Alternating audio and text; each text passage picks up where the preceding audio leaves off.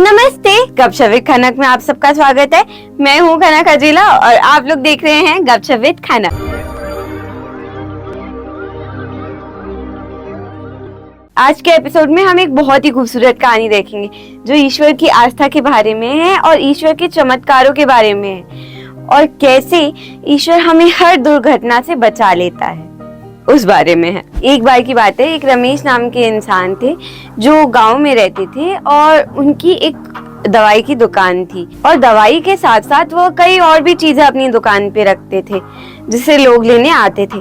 बिक्री उनकी ठीक ठाक हो जाती थी जिससे उनका घर अच्छे से चलता था। कुछ दिन तो ऐसे थे जिस दिन ज्यादा बिक्री भी हो जाती थी। पर खूबसूरत बात तो ये है कि जैसे ही वो कोई अंदर जाए उस दुकान के, तो अंदर घुसते ही उन्हें कृष्ण भगवान जी का प्यारा सा नटखट सा एक फोटो दिखता। रमेश एक बहुत मेहनती इंसान थे और वह पूरी कोशिश करते थे कि जितने भी लोग दुकान में आए वो अपना सारा सामान ले जाएं, उन्हें अपनी मर्जी का सारा सामान मिले और वह खुश होके दुकान से जाएं, संतुष्ट होके दुकान से जाएं। सबसे बड़ी बात तो उनमें ये थी कि वह खूब आस्था रखते थे। जैसा कि मैंने बताया कि अंदर घुसते ही वहाँ पे कृष्ण भगवान जी का फोटो लगा रहता था। तो जो रमेश थे वो बहुत पूछते थे कृष्ण भगवान जी को।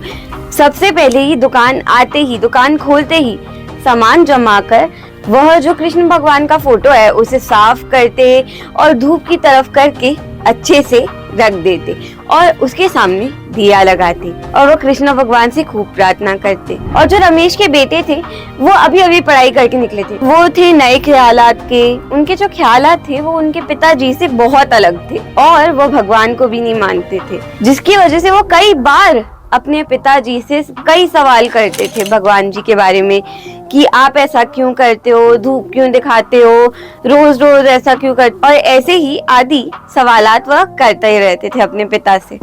पर पिताजी हर बार बस एक मुस्कान से उन्हें जवाब दे देते थे। पिताजी मुंह से एक शब्द ना बोलते क्योंकि वह चाहते थे कि जो बेटा है वह खुद इस चीज को एक्सपीरियंस करे कि भगवान हमारे लिए कितना कुछ करते हैं। समय ऐसे ही बीता गया और रमेश की तबीयत खराब हो गई। रमेश के बेटे को उनकी बहुत चिंता हो रही थी, पर रमेश ने जब उनकी तबीयत इतनी खराब थी और उन्हें पता था शायद से कि उनका आखिरी समय आ गया है, तो वह इसी वजह से अपने बेटे को कुछ बताना चाह रहे थे। उन्होंने अपने बेटे को कहा, बेटा देखो, मुझे ऐसा लग रहा है कि मेरी तबीयत ठीक नहीं है और मुझे कुछ भी हो सकता है।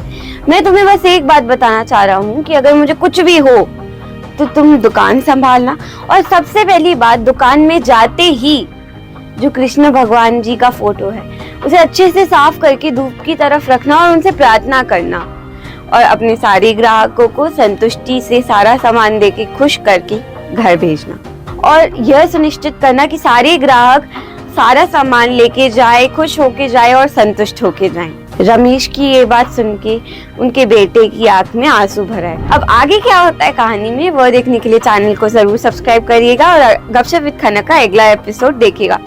मैं कमेंट्स में सुनना चाहूंगी कि आपको क्या लगता है, थोड़ा सा अंदाजा लगा के मुझे बताइएगा कि आगे कहानी में क्या हो सकता है। मुझे कमेंट्स में लिख के जरूर बताइएगा। मैं मिलती हूँ आपसे अगले हफ्ते, तब तक के लिए मुस्कुराते रहिए। This will be the conclusion of our today's discussion. To watch more of this content, don't forget to like, share and subscribe my channel, and we'll keep the videos coming.